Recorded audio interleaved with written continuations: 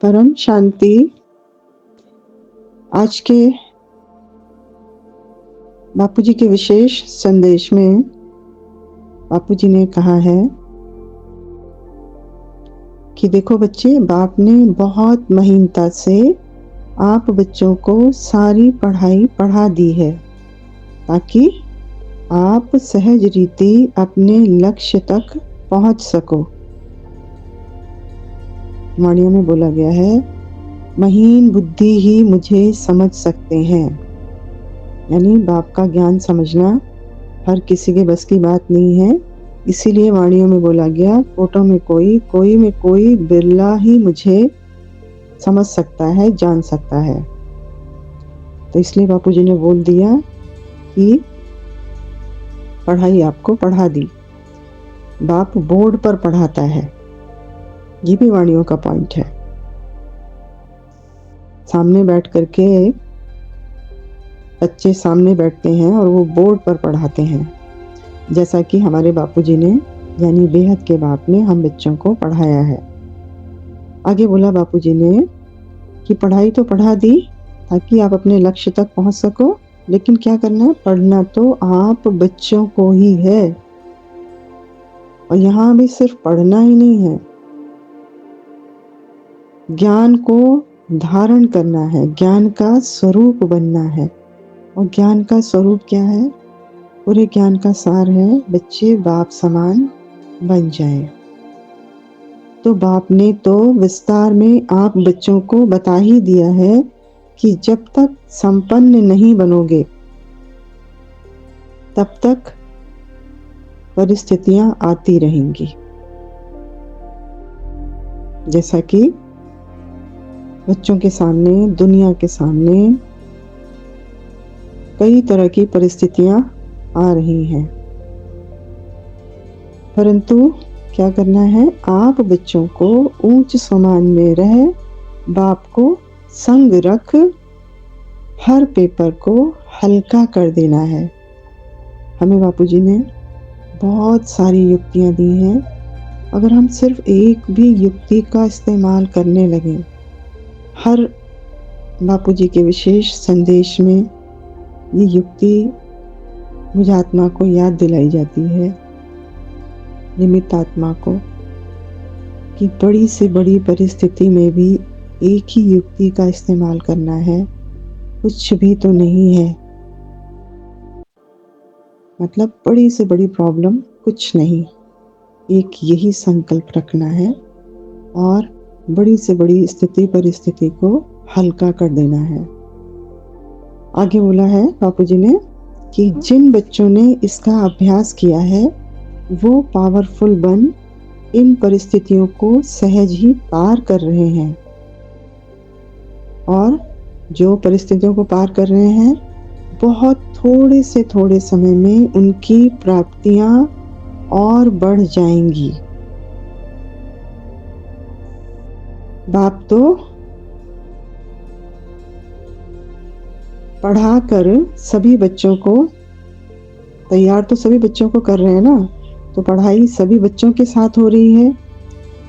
तो बापूजी कह रहे हैं कि पढ़ा तो सभी बच्चों को रहा है, इसलिए इस पढ़ाई की इम्पोर्टेंस को समझकर इसे अपनी दिनचर्या में अप्लाई करो। क्यों बोला बापूजी ने ये सेंटेंस कि पढ़ा सभी बच्चों को रहा है, लेकिन इम्पोर्टेंस हर बच्चे नहीं समझ पा रहे। स्पेशली जो बीके के सिकिलदे बच्चे हैं, जिनका बाप ने बहुत समय से आह्वान किया कि वो अपनी पद, पोस्ट, कुर्सी छोड़कर बाप को पहचान लें और पढ़ाई को समझें। पढ़ाई क्या है, ज्ञान क्या है, नई दुनिया का नया ज्ञान क्या है, बेहद का बाप किस तरीके से गॉड रेस से वाणियां चला रहे हैं, इस चीज को समझ जाएं। तो इस चीज को समझ जाएंगे, अभी समझ जाएंगे तो बहुत अच्छा रहेगा, क्योंकि ये पढ़ाई नहीं है, ये उनके लिए आखिरी मौका है। अभी भी नहीं जागेंगे तो बहुत भारी पड़ेगा। किसके लिए? उन बच्चों के लिए जो अभी भी नहीं जागे। क्यों? क्योंकि आगे बहुत ज़्यादा परिस्थितियाँ, बहुत ज़्यादा नेगेटिविटी, आगे बहुत ज़्यादा फोर्स बढ़ेगा। तो जिन्होंने पढ़ाई पूरी नहीं की है, वो तैयार हैं क्या? पूछें अपने आप से। तो अभी भी थोड़ा-सा समय है, आगे वो समय भी नहीं मिलेगा। तो जो बच्चे अभी भी पुरुषार्थ में ढील रख रहे हैं, वो उनके साथ क्या होगा? आगे बाप भी उनका साथ नहीं देगा। तो बापूजी बोल रहे हैं कि पढ़ा तो सभी बच्चों को रहे हैं, लेकिन अप्लाई, दिनचर्या में अप्लाई कितने कर रहे हैं? हम अपने आप से पूछें। यानी परिस्थितियों के साथ-साथ अपना स्वभाव भी बाप को समर्पित करो। स्वयं पर अटेंशन रख, बार-बार करो। बार-बार अपने संकल्पों को बाप को समर्पित करो और स्वयं पर अटेंशन भी रखकर बार-बार क्या करना है? रूहानी ड्रिल करनी है। रूहानी ड्रिल का मतलब व्यक्त में रहते हुए अव्यक्त स्वरूप, फरिश्ता स्वरूप, बाप का एक रूप, यही हमारी रूहानी ड्रिल है। यही बाप को संग रखने की भिन्न-भिन्न युक्तियां हैं जो बाप ने हमको बताई हैं। आगे बोला बापूजी ने कि जब आप निमित्त बन बाप की याद में बैठ जाते हो, तो आपका सूक्ष्म स्वरूप तैयार होना शुरू हो जाता है। अभी 2 दिन पहले आज के पुरुषार्थ में बापूजी ने विशेष संदेश में बताया कि आपको संपन्न स्वरूप कैसे बनना है। माँ ने भी अपनी वाणी में बताया कि हमारा आकारी स्वरूप जो है वो हमारे इंतजार में है। हमारा इंतजार मतलब साकारी शरीर के इंतजार में है कि साकार तैयार हो और मैं उसे धारण कर लूं। आकारी कौन सा स्वरूप है हमारा? आकारी स्वरूप बाप का ही रूप है। वो हमें धारण करने के लिए तैयार है, लेकिन साकारी शरीर इतना तैयार हो चुका है कि हमारा आकारी शरीर धारण करके मुझ साकारी को संपन्न कर दे। ये हमें अपनी चेकिंग खुद करनी होगी। आगे बोला बापूजी ने कि जब आप निमित्त बनकर बाप की याद में बैठ जाते हो तो आपका सूक्ष्म स्वरूप तैयार होना शुरू हो जाता है। इसी बात को बापूजी ने फिर से दोहराया है। लेकिन दृढ़ता पूर्वक जितना समय फिक्स करते हो उतना समय बैठो। यदि इस यात्रा में थक जाओगे या घबराओगे तो आपकी यात्रा स्टॉप हो जाएगी, रुक जाएगी। फिर आप मंजिल पर कैसे पहुंचोगे? बस बच्चे अपने मन बुद्धि पर अटेंशन ही तो रखना है। कितना सहज तरीका बापूजी ने बता दिया है कि मन बुद्धि पर अटेंशन ही तो रखना है और दृढ़ता पूर्वक बाप की याद में बैठना है। देखो प्राप्तियां जो हैं वो अपरंपार हैं।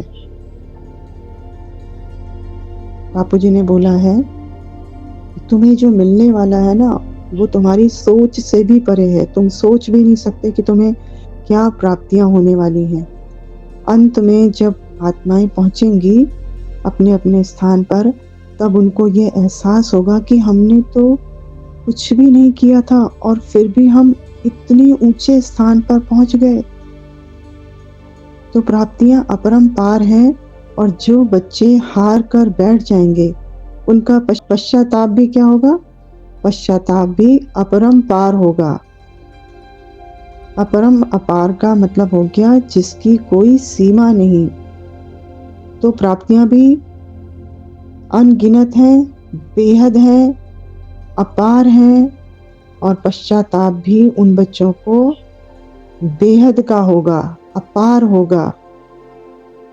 जो बच्चे हार कर बैठ जाएंगे यानी पुरुषार्थ नहीं करेंगे, आगे बोला बापूजी ने, क्योंकि इस मार्ग पर करना कुछ भी नहीं है, एक अटेंशन ही तो रखना है और दूसरा दृढ़ता पूर्वक चलना है।